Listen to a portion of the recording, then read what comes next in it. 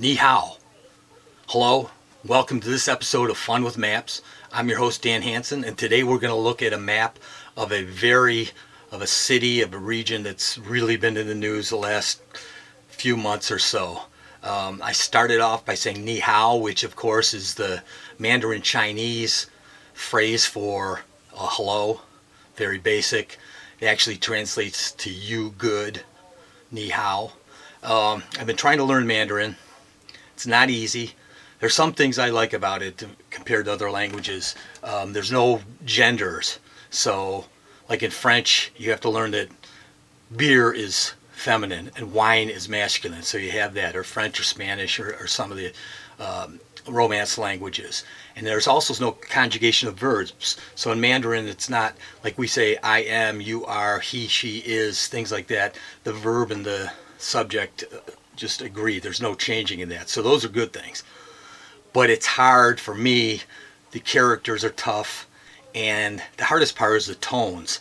There are 5 tones in the Mandarin Chinese language. So if you say a word or syllable in a certain tone, it can mean something completely different if you say it in a different tone. So you may be trying to say mother and you end up saying horse. So you got to watch your tones in Mandarin. But as you'll see, Mandarin it's a good thing to learn how to do, to speak Mandarin. You can see China is very large in this map of Asia here. It's the 4th largest by area country in the world. The largest is Russia. Second is Canada. Third is the US. And fourth, pretty close fourth, is China. China is pretty close in area to the US. But China is by far the most populous country in the world. It's 4th largest in area, but it's got like 1.4 billion people. That's 1.4 billion with a B. And only India comes close. So here we've got 1.4 billion people here in the 4th largest country. And Russia is the 9th most populous, and they're the largest. So I've got a list here of the most populous countries just to give you some perspective. So China's here at number 1, about 1.4 billion. We've got India next at 1.3 billion. The US is about 330 million. So the US is about a quarter of the size population of China or India. Next is Indonesia, at about 264 million. Pakistan, Brazil, Nigeria, Bangladesh, Russia, and then Mexico rounds out the top 10. So with China's population it's about 18.5% of the entire world. So almost 1 in 5 people in the world are Chinese. So that's one of the reasons I'm trying to learn Mandarin. More than 100 cities in China have a population of over 1 million people. So you probably know about Beijing, of course, right? The capital, the Olympics, the Forbidden City. A lot of things when we think about China, we think about Beijing. And of course, the Great Wall. Beijing is just to the south of the Great Wall here. Here's Beijing. In a future episode, we're going to look at the Koreas and see how close they are. This map is just fascinating in Japan. But here's Beijing up in the north. And I'm sure you know Beijing. You should probably know Shanghai.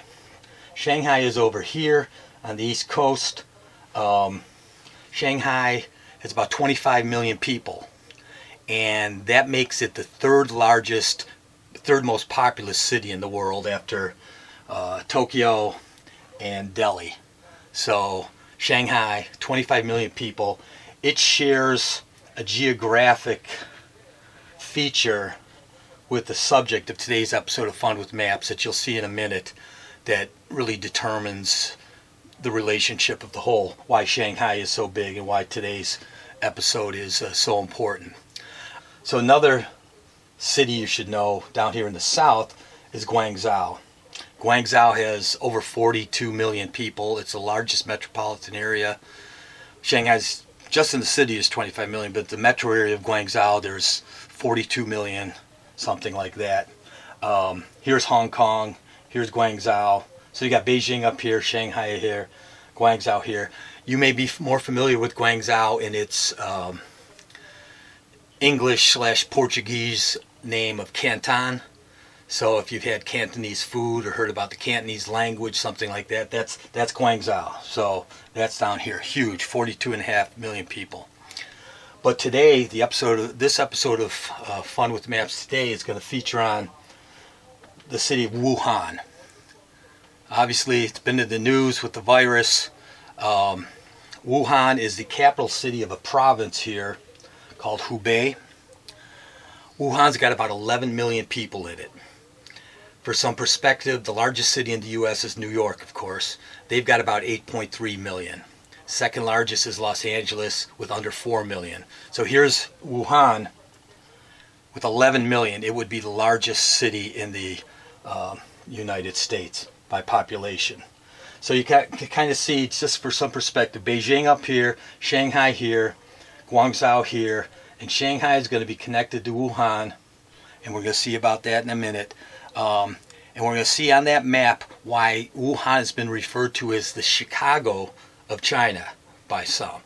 So in my rudimentary Mandarin, let me say Kai Shaba, which is let's get started with this episode of Fun with Maps. Okay, so here's a map of China with the provinces laid out, and you can see Hubei in the red there, and that's where Wuhan is, in here in Hubei. You can see that it's landlocked. You know, it's not on the China Sea or oceans or anything, but as you'll see, it's definitely connected. Hubei actually means, the name of the province means north of the lake. And there's a Dongting Lake here, and it's north of that. Down here you'll see Hunan. If you're a fan of Chinese food, you've probably heard of Hunan. And Hunan just literally means south of the lake. So here we have Hubei, north of the lake, Hunan, south of it, south of the lake. So that should give you some perspective there. Here we've already seen Beijing up here, Shanghai here, Guangdong here. There's Taiwan, Hong Kong, some of the things you may be familiar with. But there's Hubei, and Wuhan is right there. So Wuhan is the capital of Hubei. It's considered the political, economic, financial, commercial, cultural, educational center of central China. It's a major transportation hub. Dozens of railways, roads, expressways passing through the city, connecting it to Shanghai and Beijing and Guangzhou and various, other major cities. And it's because of this key role in domestic transportation that Wuhan is sometimes referred to as the Chicago of China. So that's what we told you before, because it's like a central hub there. A lot of foreign sources call it the Chicago of China. So the name actually, Wuhan, it comes from the city's origin. It was three cities that were kind of formed together to form it. They're called the three towns of Wuhan. So there's Wuchang, Hankou, and Hanyang, which they got the name Wuhan from. So here's Hubei in the red, and we see this running through it, all the way up here through to Shanghai, and all along here. And of course, that's the Golden Waterway, the Yangtze River. So the Yangtze River and the Han River traverse Wuhan and actually divided into these three separate districts, Wuchang, Hankou, and Hanyang. That's what Wuhan is, the three of them combined. It's divided by the Han River and the Yangtze River. So water, really important to Wuhan. It makes up a quarter of its urban territory. That's the highest percentage among major cities in China. There's nearly 200 lakes in Wuhan. But again, it's the Yangtze River that's the most important. The Yangtze River is the third largest river in the world. So we've already covered the Nile River, which is the largest, and the Amazon, which is the second. Now we know the third. It's the Yangtze River, third longest river in the world. It's the longest in the world to flow entirely within one country, though. So you can't really see it here good. Let's try a different map. Here we go. So here's part of China. The Yangtze starts up here. And these, I think they're the Tangula Mountains, and it goes about 3,900 miles, generally easterly, some south here, through Wuhan, ends up at Shanghai here. It's the sixth largest river by discharge volume in the world. And its basin is home to nearly a third of China's population, which, as you saw, with 1.4 billion, so you're talking about almost 500 million people there. At Wuhan, the Yangtze gets its biggest tributary, the Han River. So that's right in here. There's the Yangtze and then the Han River. The Yangtze's played a major role in the history, culture, economy of China for thousands of years, for water, irrigation, sanitation, transportation, industry, everything that happens with rivers, boundary marking, war. The Yangtze River Delta accounts for as much as 20% of People's Republic of China's GDP. The Three Gorges Dam on the Yangtze is the largest hydroelectric power station in the world. So Shanghai here at the end, where the Yangtze goes into the East China Sea, it was basically formed by some modern land reclamation projects, but mostly the deposits from the Yangtze River. So that means it's got sandy soil. So the skyscrapers that you see in Shanghai had to be built with deep concrete piles so it wouldn't sink into that soft ground. Shanghai is so important because it's roughly equidistant from Beijing and Guangzhou. And here's a fun with maps fact. NBA basketball player Yao Ming, he was born in Shanghai. But anyway, back to the Yangtze and Wuhan. So a literal meaning of the Yangtze is the long river. It's one of the busiest rivers in the world, but it's also, for many years, it was a barrier. Until 1957, there were no bridges across the Yangtze from Yibin to Shanghai. So for thousands of years, you had to cross the river by ferry. So if you were going from Beijing to Guangzhou, for example, you had to get off your train and then take a ferry and then get back on another train. But after the founding of the People's Republic in 1949, with some help from Soviet engineers in the design and construction, they built the Wuhan Yangtze River Bridge. It's a dual-use road-rail bridge built in the mid-1950s. It was the first bridge across the Yangtze River. And now the city of Wuhan has multiple bridges across the Yangtze, and including a tunnel. So you need that. And here's a picture of that Wuhan Yangtze River Bridge, the first one, still in operation.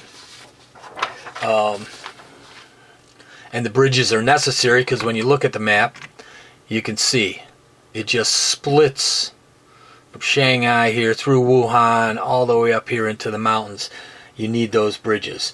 Another fun with maps fact, Wuhan has a sister city in the United States. Guess what city it's twinned with? Pittsburgh. Pittsburgh, Pennsylvania is twinned. It's a sister city with Wuhan. So there sits Wuhan. It's simple in terrain. It's low and flat in the middle. It's hilly in the south. It's got the Yangtze and Han River winding through the city, and it has made it this important city in China and in the world. So I wish we were talking about Wuhan, China today because of its importance to central China, its comparison to Chicago, and of course the very cool Yangtze River, which is fascinating. But of course, the COVID-19 virus has made Wuhan a ubiquitous part of the news. That's how most people have been hearing about Wuhan. So I don't get... there's a lot of good episodes coming up. Feel free to send us your suggestions, your ideas, your comments on the Fun with Maps episodes. And I'm going to leave you with my Mandarin, rudimentary Mandarin, by saying thank you and goodbye, or 谢谢再见. So you can critique that too. See ya.